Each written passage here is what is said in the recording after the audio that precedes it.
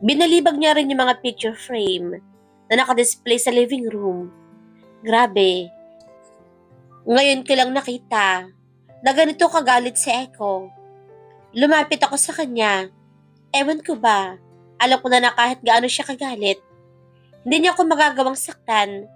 Kaya nga ang lakas ng loob ko na lumapit. Echo, please, huminahon ka lang. Pwede naman natin itong pag-usapan ng maayos.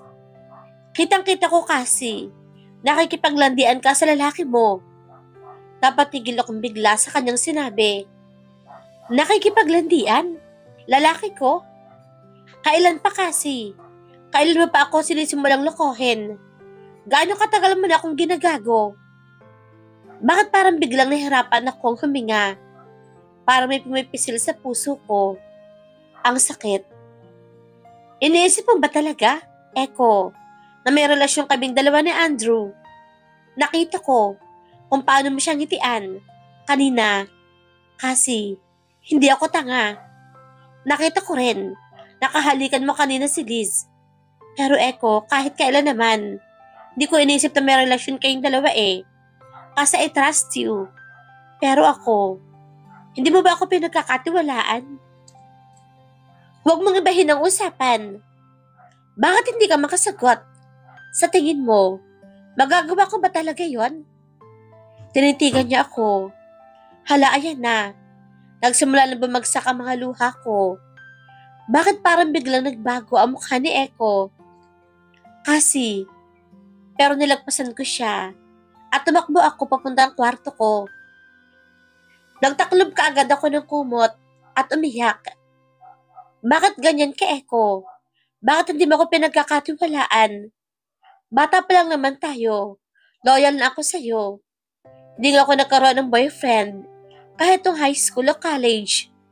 Wala naman talaga akong ginagawang masama. Umiyak ako ng umiyak hanggang sa feeling ko. Wala nang luha pa ang lalabas sa mga mata ko.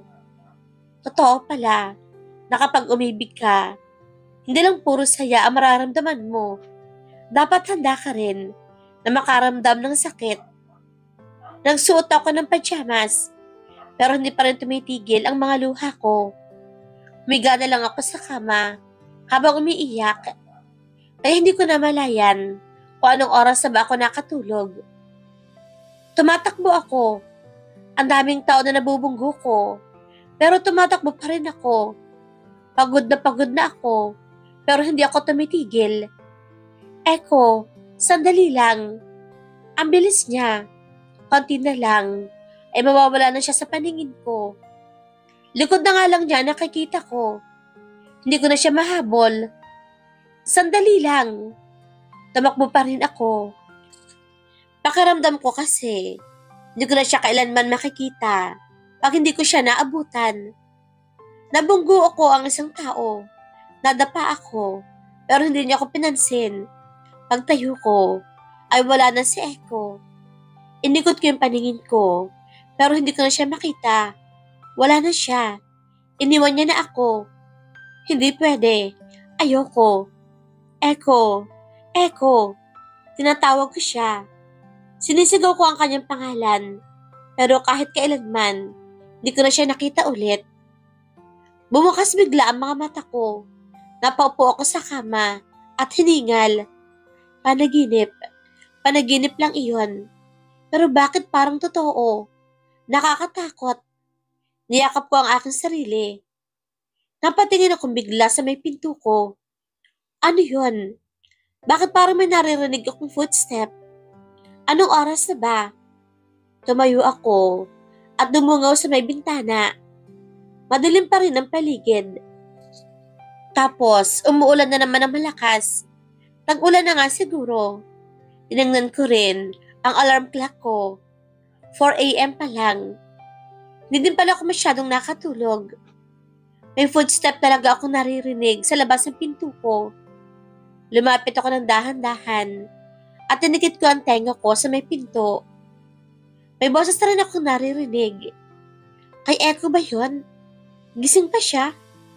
Pero bakit naman niya kakausapin ang sarili niya? Binuksan ko yung pinto. Bigla namang napatigil si Echo sa paglalakad at pagsasalita. Kaya pala may footstep ako naririnig. Kasi paikot-ikot lang siya sa labas ng pinto ko. Tapos parang may pinapractice siyang sabihin. Kasi sinara ko ang pinto. Tapos kumuha ako ng towel. Basang-basa kasi siya. May hawak pa siyang bouquet. Kaya ba siya nabasa ng ulan? Kasi binili niya yon.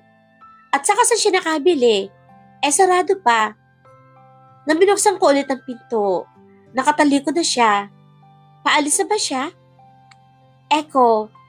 Nagulat siya at biglang humarap sa akin. Basang-basa talaga siya. Pati yung flowers, basa din. Inaabot ko naman ng towel sa kanya.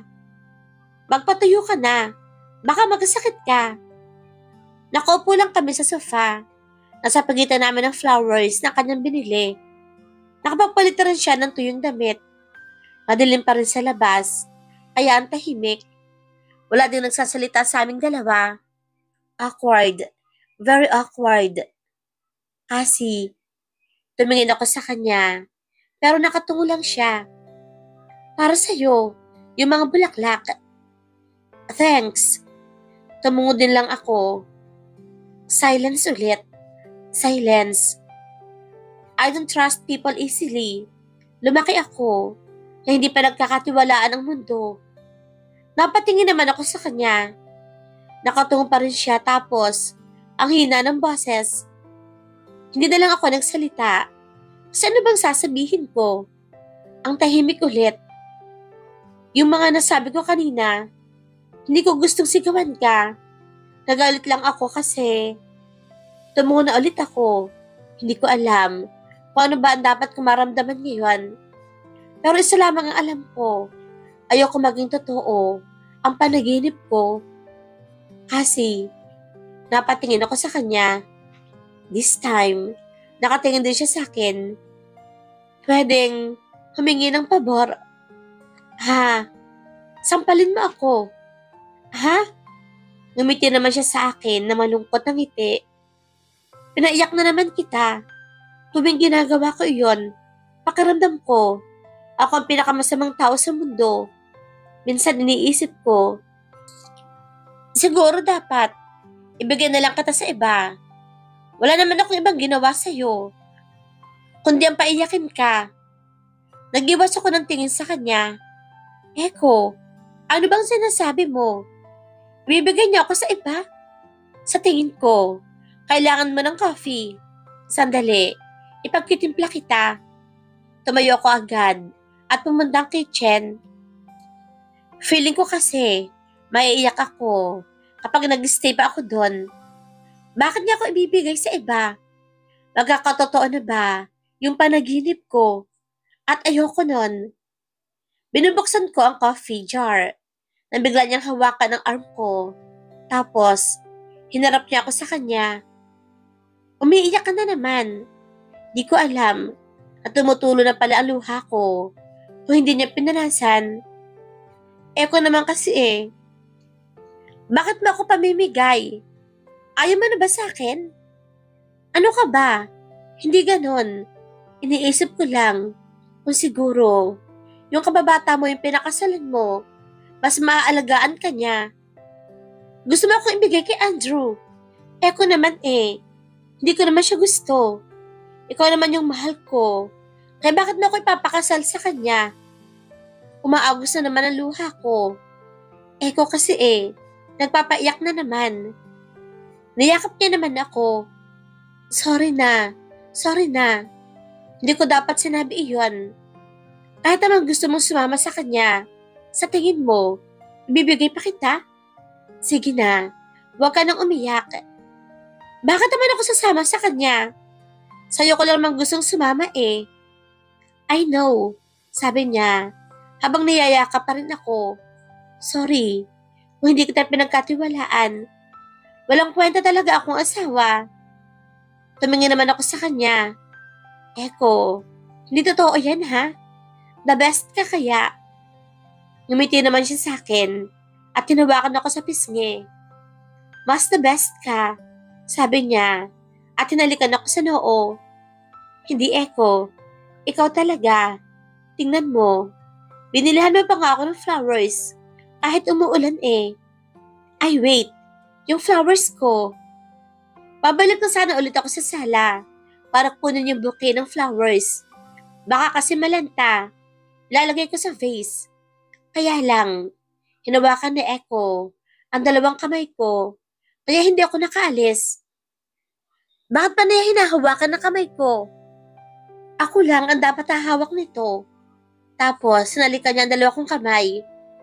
Hala, si Andrew ba yung tinutukoy niya?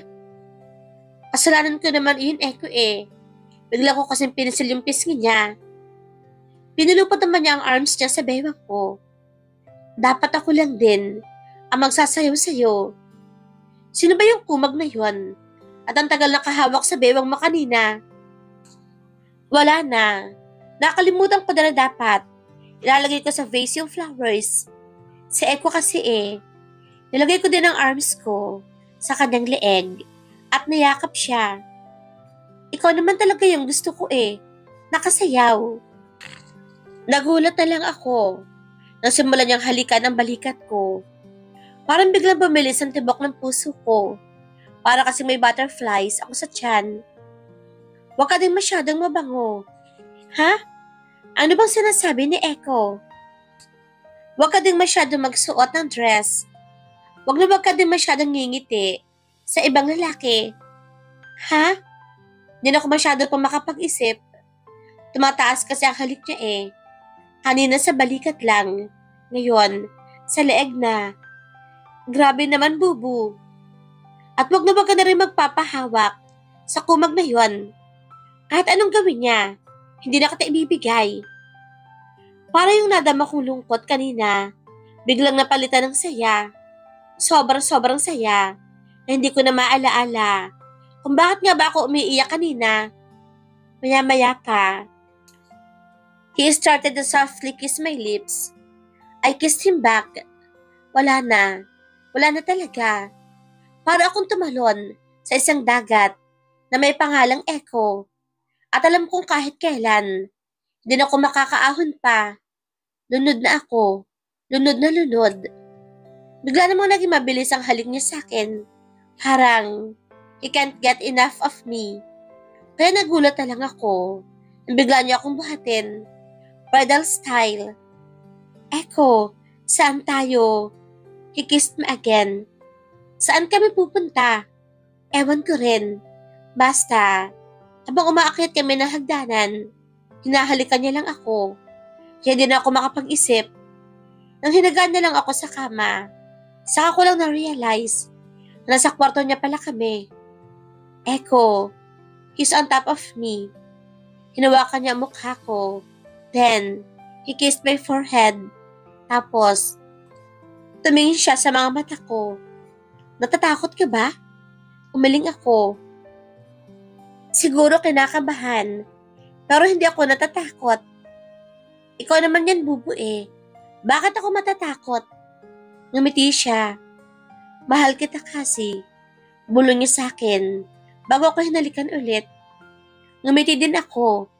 That time, habang ginagawa niya yun sa akin, isa lamang ang tumatakbo sa isipan ko. Mahal kita, Echo.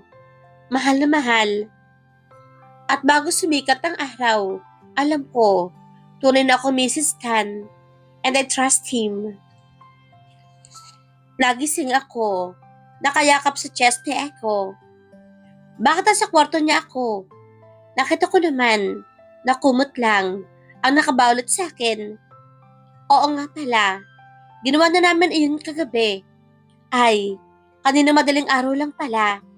Feeling ko, ibang tao na ako. Sinilip ko naman ang mukha ni Echo. Tulog pa rin siya, pero parang nakangiti ng konti. Kung ganito naman ang araw-araw, bumubungad sa akin, ox na ox ako dyan. Tinrace ko ang mukha niya, gamit ang daliri ko. Ipipinta ko to. Ipipinta ko talaga. Naku, sandali. Anong oras na ba? Nakasara kasi ang kortina, kaya hindi ko makita ang labas. Tumingin ako doon sa alarm clock, sa bedside table ni Echo. 11:50 na pala. Teka, 11:50. Tanghalian na. Kaya pala nagugutom na ako. Kailangan ko na magluto para pagising niya. Magla-lunch kami together. Binalot ko sa akin ng kumot. Then, umupo ako sa kama. Kaya lang napahiga ulit ako. Yung arm kasi ni Echo. Niyakap ulit ako pababa. Huwag ka na munang umalis, sabi niya habang kinikis ang tenga ko. Bubu, gising ka na. Akala ko tulog ka pa kanina eh. Hindi mo naman ako pinatulog. Hala naman, ito na naman si Echo. Hindi na ako makakabangon yan. Sige ka. Ay wait, hindi pala pwede. Kailangan ko magluto. At pumunta pala sa shop. Lagot ako nito kay Ange. Bubu, kailangan na nating bumangon. Ikaw, di ba? May pasok ka pa? Hinahalikan na naman niya kasi ngayon ang leeg ko. Huwag kang kanyan, Echo. Hindi talaga tayo makakatayo dito sa ginagawa mo. Hindi ako papasok. Dito lang tayo buong araw.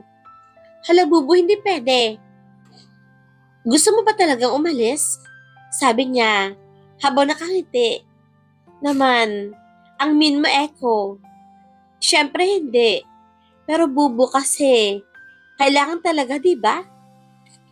Nag-smack ulit siya sa akin. Huwag ka nang umalis.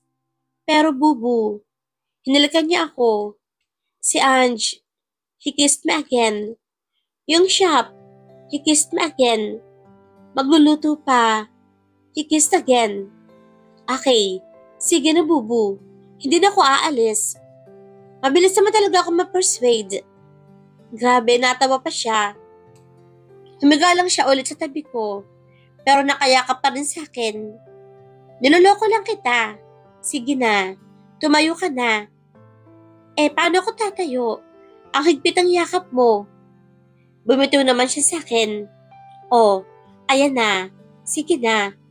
Tatayo na sana ako. Nabigla na naman niya ulit akong pigilan. Bubo naman eh. Akala ko okay na. Bakit mo dadalahin ang kumot ko? Pinulupot ko nga pala kanina ang kumot sa katawan ko. Babalik pa siya ako sa kwarto ko eh. So, kumot mo ba yan? Bakit mo dadalhin sa kwarto mo?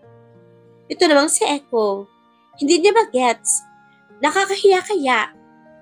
Ito naman, pahiram lang Bubu eh. Babalik ko din mamaya. Hindi pwede. Kumot ko yan. Bawal yang ilabas. Nahiga na lang ulit ako. Nag-pout. Ang damot naman itong si Echo. Kumot lang. Dalawa naman ang kumot dito. Nasa kanya yung isa. Kaya pwede kong gamitin yung isa. Bubu, sige na. Pahiramin mo na kasi ako. Hindi ako makakaalis dyan eh. Eh di mabuti. Bulong niya. Pero narinig ko naman. Tumingin ako sa kanya at nakita ko. Parang nagpipigil siya ng ngiti. Hinagisan ko naman siya ng unan. Bubu naman eh. Niloloko mo naman ako. Anong niloloko? Wala akong ginagawa. Wala daw. Basta, iwan mo yung kumot dito. O wag ka na lang umalis. Nagpaut ako. Sige na. Sige na. Iiwan ko dito yung kumot. Basta, Bubu. Pumikit ka na lang. Ayoko. Sige na, Bubu. Please. Bakit pa ako? Bakit ba? Eh kasi nga tatayo ako eh. Pabalik ako sa kwarto ko. Bakit kailangan ko pang pumikit? Nahihiyan ako eh. Eko naman. Bakit ka mahihiya? Nakita ko na naman yan. Tinakpan ko ang kanyang bibig. Bubo naman. Huwag kang ang ganyan. Nahihiya lang nga ako eh. Nilikan naman niya ang kamay ko. Kaya tinanggal ko rin. Tapos, ngumiti na naman siya sa akin. Nakakatuwa naman. Mas lagi na siyang ngumingiti ngayon. Pero hindi ako pwedeng matuwa. Baka din ako makaalis dito forever. Sige na, sige na. Pipikit na. Talaga? Oo nga. Tapos, pinigit niya ang kanyang mga mata. Kinawayan ko naman siya sa mukha niya para malaman ko. Kung nakapikit nga siya. Mukhang nakapikit naman. Habang hawak pa rin yung kumot sa katawan ko, umupo na ako sa kama. Huwag kang mumulat. Huwag kang sisilip. Tumayo na ako. Kaya lang feeling ko, tinitingnan niya ako. Kaya lumingon ako ulit. Nakapikit naman siya. Hindi mo ba talaga binuksan yung mata mo? Hindi nga. Medyo, niluwagan ko na yung kumot. Pero hindi ko pa rin binibitiwan. Para kasing nararamdaman ko. Nakatingin pa rin siya. Lumingon ako ng biglaan. Pero nakapikit naman siya. Bubu, nakapikit ka ba talaga? Oo nga. Matagal pa ba yan? Kunwari masungit. Pero parang nangingiti naman siya. Niloloko na naman ba ako nito? Sandali nga. Bubu, aalis ako ha? Iniwan ko na lang yung kumot mo dyan sa floor. Aha, bakit mo binuksan yung mata mo? Nagulat siya. Hindi ko naman kasi talaga tinatanggal ang kumot eh. Ito talaga si Echo. Naninilip. Oh, bakit sa'yo pa rin yung kumot? Akala ko ba iniwan mo na? Ikaw bubu ha? Dahil minulat mo yung mga mata mo. Adalahin ko muna itong kumot sa kwarto ko. Tapos tumakbon ako, papuntang kwarto. Naririnig kong parang pinipigilan niya ako. Yung kanya daw kumot. Sorry na lang siya. Andito na ako sa kwarto ko.